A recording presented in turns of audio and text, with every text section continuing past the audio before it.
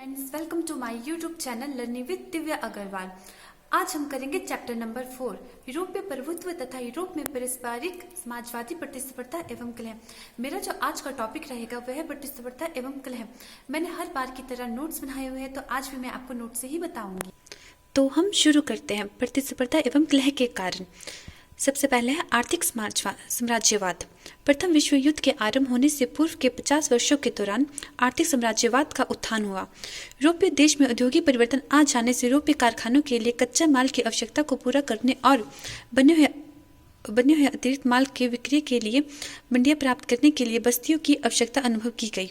आर्थिक आवश्यकताओं की पूर्ति और बस्तियों की प्राप्ति हेतु संघर्ष ने यूरोपीय शक्तियों में एक दूसरे के प्रति संदेह एवं वैर विरोध की भावना उत्पन्न कर दी।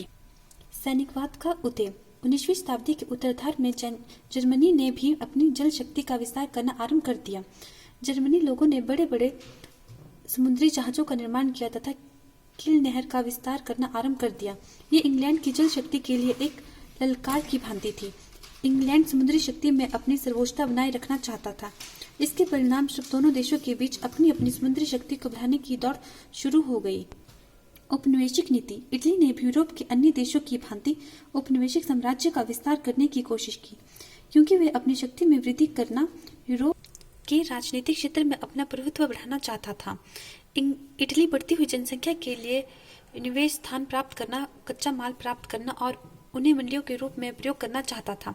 1880 ईस्वी में इटली ने सोमिलैंड में संरक्षण अधिकार स्थापित कर लिया, जिससे रक्त सागर में उनका प्रभाव बढ़ गया। 1912 में उसने ट्रिपोली पर अधिकार कर लिया और इसे लीबिया नाम प्रदान किया। इटली ने एबिसिनिया पर अधिकार करने के उद्देश्य से इस पर 1896 ईस्वी में आक्रमण कर दिया, परंतु ओडोवा के युद्ध में उसकी बुरी तरह हार हुई और वे एबिसिनिया प्राप्त करने में असफल रहा। इटली की औपनिवेशिक नीति की यूरोप के अन्य देशों के लिए खतरा पैदा कर दिया, जिससे उनमें पारस्परिक टकराव की स्थिति पैदा हो गई। जर्मनी की औपनिवेशिक नीति। जर्मनी के लिए देश की बढ़ती हुई जनसंख्या के लिए उपनिवेश स्थापित करना जरूरी हो गया था।